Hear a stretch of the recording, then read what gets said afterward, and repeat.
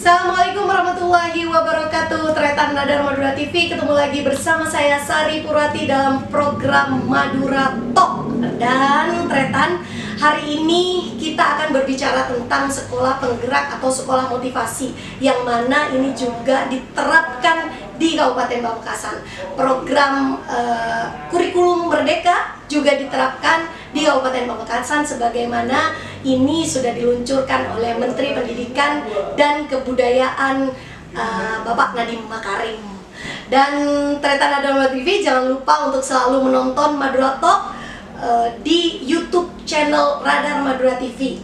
Like, komen, dan subscribe. Dan untuk program Madura Talk ini, furniture ini dipersembahkan oleh UD Mebel Maju Jaya 66 yang berada di Jalan Segara. Kalian bisa request apapun di sana dengan model dengan harga yang sangat terjangkau. Baik, Tretan Radar Madura TV, sudah hadir di studio Radar Madura TV Bapak Slamet Gustiantoko, Kepala Cabang Dinas Pendidikan Kabupaten Dinas Pendidikan dan Kebudayaan Provinsi Jawa Timur di wilayah Pamekasan. Selamat siang Bapak. Siang Mbak Sari. Maaf mengganggu sekali ini. Menyempatkan waktunya untuk datang ke studio Radar Madura TV. Bagaimana kabarnya Pak Slamet? Alhamdulillah. Di tengah kegiatan yang sekarang sudah mulai on semua ya. Betul. Iya, setelah COVID berlalu. Bapak Slamet, mungkin Tretan Radar Madura TV tentu tidak banyak yang paham tentang sekolah penggerak, terus Merdeka Belajar. Baru-baru ini kita mulai dikenalkan dengan istilah-istilah baru seperti itu. Kira-kira Pak Slamet, apa sih sekolah penggerak itu dan apa dampaknya yang bisa dirasakan oleh masyarakat? Gitu. Yap. Mbak Sari, pertama terima kasih ya. Yap. Nah, ini saya ada kesempatan bisa menyampaikan. Iya, betul. Terutama ke masyarakat Pamekasan khususnya Jawa Timur. Mudah-mudahan ini nanti banyak manfaat. Ini merupakan termasuk ibadah Mbak Sari ini. Iya, betul Bapak. Memberikan informasi. Menarik sekali kalau berbicara tentang Merdeka Belajar. Ya, Merdeka Belajar itu apa? Ini sebuah keinginan dari Pak Menteri yang luar biasa menurut saya. Iya. Jadi memang sebuah pembelajaran 2 tahun kita 2020-2021 kita ialah ada musibah besar yang namanya COVID. Iya, disitulah muncul sebuah pemikiran, kita kaget. Terutama di pendidikan ya, sangat kaget sekali. Yang semula pembelajaran manual. Itu tahu-tahu adanya COVID, dilarang, harus belajar di rumah dan sebagainya, menggunakan teknologi. Banyak sekali problem-problem yang terjadi. Nah, guru kita ya kaget bagaimana IT harus menggunakan daring, menggunakan teknologi, bagaimana dia mengajar, belum pernah merasakan bagaimana kondisi saat itu. Ini yang menjadi sebuah pemikiran, akhirnya Pak Nadiem memunculkan asal mulanya ya, dari kurikulum 2013 memunculkan dari kurikulum 2013 yang disebut darurat COVID yang dimaksud di situ. Dari sinilah kurikulum itu betul-betul dipangkas sedemikian rupa disesuaikan dengan kondisinya saat itu. Dan setelah itu muncullah sekarang nanti yang kita sebut dengan kurikulum Merdeka. Nah, itu bermula semua pasti ada sejarah. Tidak ujuk-ujuk keluar, enggak. Jadi kita kepada semua masyarakat, terutama masyarakat pendidikan, harus paham ini. Munculnya kurikulum Merdeka ini karena ada sejarah, pasti ada sejarah, perubahan sejarah. Nah, disinilah menariknya Mbak Sari, sekarang ini Pak Nadiem memunculkan kurikulum Merdeka yang dikenal dengan Belajar Merdeka. Merdeka Belajar. Itu maksudnya apa ini? Memberikan kebebasan kepada sekolah bagaimana merancang sebuah pembelajaran itu yang disesuaikan dengan kondisi yang ada di sekolah. Ini luar biasa. Merdeka Belajar ini ada hubungannya kemudian dengan sekolah penggerak? Semua nanti, nah ini kita akan jelaskan nanti Pak Sari ya, runtutannya. Jadi Merdeka Belajar ini sebuah kebijakan. Artinya kebijakan besar, mainstream besar dari Pak Menteri menginginkan bagaimana sekolah itu menjadi menarik, tidak terikat, tidak di bangku saja, pokoknya menjadi sekolah yang aktif, sekolah yang kreatif, sekolah yang inovatif. Bagaimana ini angan-angan besar? Apakah ini bisa? Insya Allah bisa, bergantung kepada kita semuanya. Nah, salah satunya yang menjadi tombak itu nanti adalah kepala sekolah. Juga menjadi tombak adalah guru. termasuk pengawas, semuanya nanti akan digerakkan secara bersama-sama. Nah, maka lahirlah yang namanya nanti ini ke depan dikenalkan dengan kurikulum dari permasalahan itu tadi, muncullah yang namanya kurikulum merdeka. Kurikulum merdeka. Ya, kurikulum merdeka ini apa?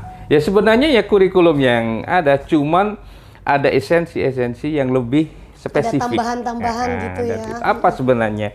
Saya tadi mencatat biar ini nanti menjadi bagian yang terpenting dipahami. Di kurikulum merdeka ini ada 3 karakteristik yang akan dimunculkan sebenarnya. Apa di situ? Yang pertama saya baca di sini pembelajaran berbasis project, yang dalam bahasa ini project based learning. Nah, artinya project di sini bukan sebuah sesuatu enggak, tetapi bagaimana anak-anak itu kreativitas anak-anak itu terwujud. Nah, jadi pada kreativitas dan inovasi banyak sekarang sudah banyak dari anak-anak kita yang mampu membuatkan kreativitas yang luar biasa. Semua ini nanti semua berbasis IT karena sudah zaman digitalisasi sekarang ya. Ini bedanya dengan K13 ya? Iya. Sebelumnya tidak ada. Sebelumnya bukan tidak ada, cuman penekanannya kurang. Ini yang dikembangkan. Nah, dulu ada di kurikulum 13 ini kekurangan yang ada dikembangkanlah di sini. Makanya tadi saya katakan dari sejarah dari kurikulum K13 darurat ini menjadi suatu inspirasi bahwa kurikulum merdeka ini harus ada lompatan-lompatan dalam kurikulum ini. Terus yang kedua, itu yang ada pembelajaran fokus pada materi esensial saja. Artinya ramping banget. Pembelajarannya ramping banget. Ya, semuanya sisanya bagaimana dikembangkan oleh guru-guru secara bebas, dalam artian bebas di sini tanda petik ya. Apa kemampuan lokal yang mau dimunculkan di situ. Jadi ada kolaborasi di dalam pembelajaran itu. Ini yang menarik. Ini yang menarik nanti. Jadi mungkin kalau di Pamekasan saya cerita Pak Sari, anak-anak di Pademau dengan anak di Pakong ini nanti di dalam pengembangannya bisa berbeda. Di mana penekanan wilayahnya berbeda. Wilayahnya berbeda, karakteristik wilayah juga berbeda. Ini harus dimunculkan. Itulah nanti. Setelah itu pembelajaran ini juga pembelajaran yang berpusat pada siswa. Artinya apa? Siswa ini diberikan bukan lagi menjadi objek dalam proses pembelajaran, tapi siswa ini menjadi pembelajar yang guru-gurunya itu menjadi motivator.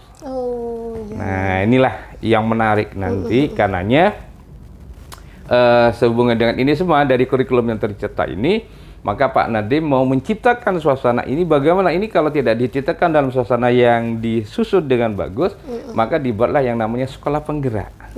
Nah, gitu lah. Kemudian jadi tuntutannya sekarang ada sekolah-sekolah penggerak. Alhamdulillah Mbak Sari di Pamekasan walaupun tidak banyak SMA penggerak ya. Nah, kalau tingkat SMA itu namanya sekolah penggerak. Kalau tingkat SMK itu namanya SMKPK. Jadi ada sama, cuman kalau SMK itu kan lebih kepada fokus vokasional secara khusus. Kalau SMA ini namanya sekolah penggerak, kalau SMK itu adalah SMKPK. Nah, alhamdulillah Pamekasan dalam sekolah penggerak terekrut ya, bisa berpartisipasi. Di sekolah negeri, sekolah negeri ini yang terekrut sementara ini SMA 2. SMA 2 ya. SMA 2 Pamekasan. Total kita yang dengan swastanya malah ada 3. Dari berapa jumlah sekolah? Kalau negerinya dari 9 dan swastanya itu dari 67 swasta. Tapi ini tidak mudah memang, tidak mudah.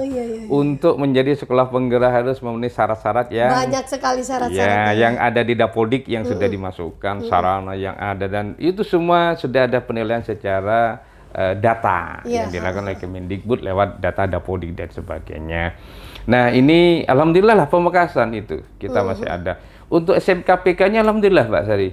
Untuk SMK kota itu SMK 1, 2 dan 3 semua sudah SMKPK, ditambah SMK Mambaul Ulum. Bata-bata. Bata-bata itu SMK PK. Nah, ini semua tidak mudah menjadi SMK ini, seleksinya banyak banget. Dari Dinas Pendidikan sendiri ada pendampingan, Pak? Oh iya, kita terus seleksi memberikan dalam artian di sini memotivasi karena itu sudah berbasis data sih.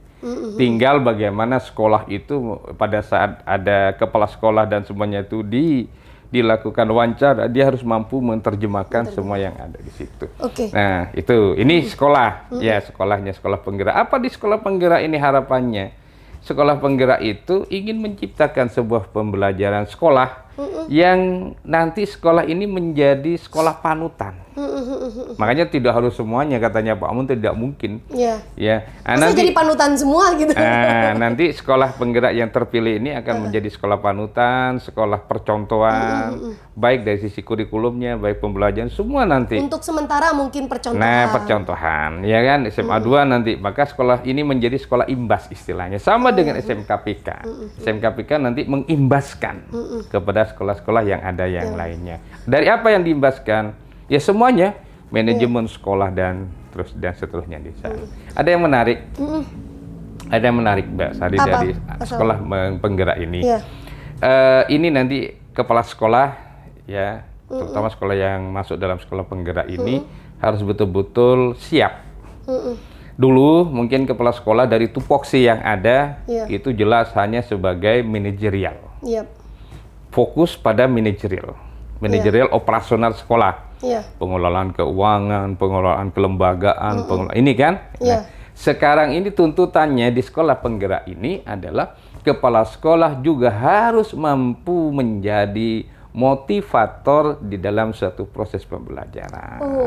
Ikut andil di dalam. Harus wajib hukumnya itu. Nah, artinya apa? Kepala sekolah jangan diserahkan wakal, tidak. Kepala sekolah harus memiliki juga inovasi yang bisa menjadi pembimbing kepada guru-guru. Artinya persyaratannya bukan cuma sekolah, bukan cuma warga sekolah, tapi kepala sekolah ikut andil. Jadi kepala sekolah ada tugas tambahan yang cukup. Dan ini sesuai dengan keinginan saya. Jadi kepala sekolah tidak bisa hanya menyuruh dan sebagainya. Oke lah, itu manajernya ada, tapi di dalam proses mengajar kepala sekolah harus punya ide-ide yang menarik. Ini harapannya. Pak Slamet, dari apa yang Pak Slamet jelaskan tentang sekolah penggerak masyarakat, ini kan ingin tahu perbedaan mendasar apa yang bisa dirasakan dampaknya kepada masyarakat antara sekolah penggerak dan sekolah-sekolah yang belum termasuk sekolah penggerak. Untuk sementara ini belum, karena ini proses persiapan pelaksanaan. Insya Allah mulai tahun ajaran nantinya, baru. Maksudnya Insya Allah, apa yang dirasakan? Jelas yang dirasakan itu adalah output. Nah, outputnya ini menarik. Kita juga harus mudah-mudahan masyarakat paham. Pada prinsipnya itu harapan adanya perubahan kurikulum itu tetap mengacu kepada 3 hal yang ingin dicapai. Apa itu? Yang pertama, kemampuan kognitif anak-anak, kemampuan pengetahuan dari anak-anak. Yang kedua, afektif, berkenaan dengan akhlak. Ya. Yang ketiga, psikomotor. Psikomotor itu keterampilan, inovasi, kreativitas dan sebagainya ada di sini. Ini mulai dulu sama kurikulum kita. Cuman yang berbeda karena sekarang ini masa digitalisasi, bagaimana pengembangan itu bisa lebih. Terutama sekarang, makanya tadi saya katakan kurikulum Merdeka itu based product learning based product. Gitu. Jadi lebih kepada produk. Produk di sini bukan produk, tapi produk hasil kreativitas dari anak. Ini bagaimana guru mengolahnya, ini tidak mudah. Makanya juga selain kepala sekolah penggerak juga ada guru penggerak. Jadi semua harus sinkron. Sekolah yang terkena sekolah penggerak secara otomatis, kepala sekolah, gurunya harus menjadi motor-motor penggerak. Sekali. Makanya tadi ini. Jadi bagaimana ini didapatkan? Dulu sudah, apakah dulu tidak? Sudah semuanya. Cuman sekarang ini lebih difokuskan kembali. Jadi kognitif kita mungkin kalau dulu itu anak-anak terlalu berat, ya kan, menghafal dan sebagainya. Sekarang dengan teknologi, anak-anak kita sudah mampu menggunakan teknologi. Apa sekarang yang tidak bisa didapatkan dengan teknologi? Sekarang mau mencari tentang materi apa saja dengan tanya ke Bah Google udah bisa terjawab. Nah, apa yang diterapkan itu? Kemampuan literasi dan numerasinya yang lebih tekankan. Artinya anak-anak dengan teknologi itu bolehlah mencari ilmu di mana aja, tapi dia harus mampu membaca, mampu menyimpulkan, mampu memberikan rangkuman-rangkuman apa yang dibaca, sehingga pendekatannya kan beda, bebas, tidak harus tergantung satu buku. Jadi ini sekarang apa namanya dengan disebut Merdeka Belajar di situlah. Literasi itu dikembangkan agar anak-anak mau membaca semua wahana pembelajaran yang ada di dunia. Dipaksa untuk membaca. Harus. Kenapa? Digitalisasi sudah ada. Betul. Agar kita tidak tertinggal. Iya, tidak ada buku, tidak ada ini. Dan sekolah penggerak atau kurikulum Merdeka Belajar ini diterapkan mulai tahun ini. Insya Allah sudah tahun ajaran baru ini sudah harus diterapkan. Dan sekarang ini proses persiapan guru-guru sedang dilatih, kepala sekolah dilatih. Kita sekarang proses persiapan hal-hal seperti itu. Jadi artinya untuk mendapatkan ditetapkan sebagai sekolah penggerak itu berarti harus siap semua ya, guru, harus SDM siap. Di dalamnya. Insya Allah harus siap. Ya, dan kita sudah dan ini salah satu juga yang kita banggakan Pamekasan, kita sudah memiliki 5 pengawas yang menjadi asesor penggerak. Wow. Ini keuntungan kami. Jadi yang mana ini banyak dipakai oleh kabupaten lain, Mbak Sari. Sampang, diundang Bangkalan, kadang di mana. Saya silahkan dalam rangka untuk khusus Madura harus dibangun gitu sebenarnya. Untuk jangan lupa Pamekasannya. Berarti di Pamekasan tuh ada 5 sekolah penggerak. Bukan pengawas. Enggak, yang enggak, iya, sama dengan swastanya. Iya, dengan swastanya.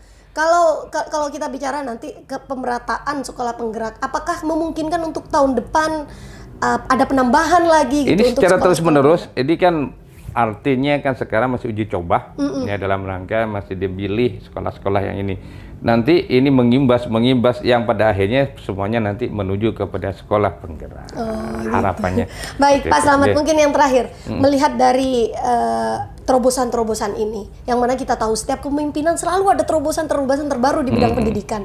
Bagaimana kacamata Pak Slamet sendiri menilai apakah sekolah penggerak kurikulum Merdeka Belajar ini sudah siap diterapkan di Pamekasan dengan SDM yang ada?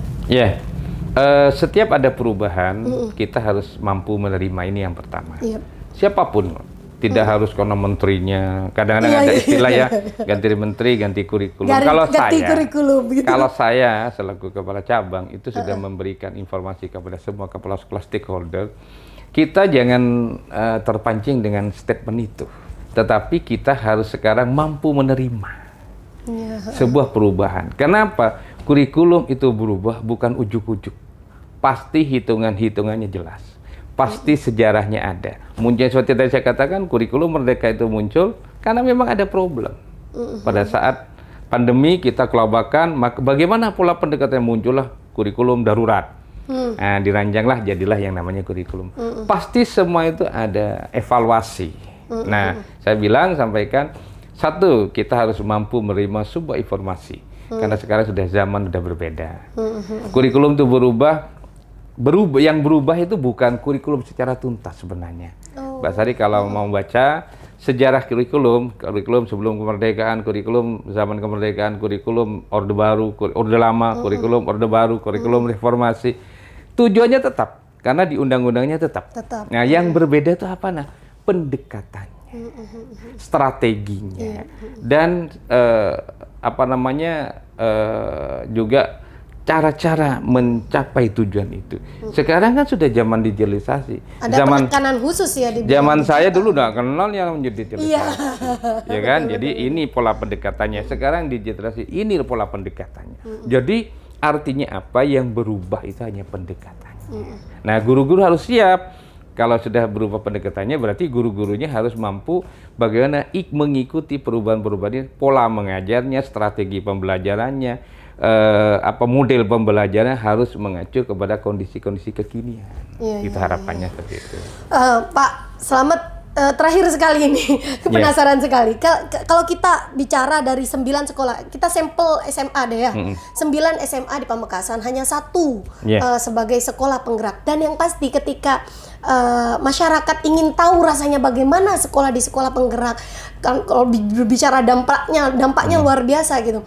Bagaimana kemudian kalau semua ramai-ramai ingin merasakan sekolah penggerak, bagaimana Pak Selamat melihat itu gitu? Ya, ini nanti sebenarnya simbol aja itu sekolah penggerak SMA 2. Kalau sekolah seluruhnya yang negeri, SMA negeri sudah saya wajibkan bagaimana menerapkan kurikulum merdeka. Wow, iya. Gitu ini yang kemudian terobosan yang dilakukan. Hanya simbol aja nanti ya, simbol bahwa penggerak itu lebih ada, anggaplah karena ini proyek ya, di menjadi pusat. Ini tapi kalau kurikulum yang dilaksanakan oleh sekolah-sekolah yang lain, SMA 1, SMA 3, itu sudah kurikulum merdeka.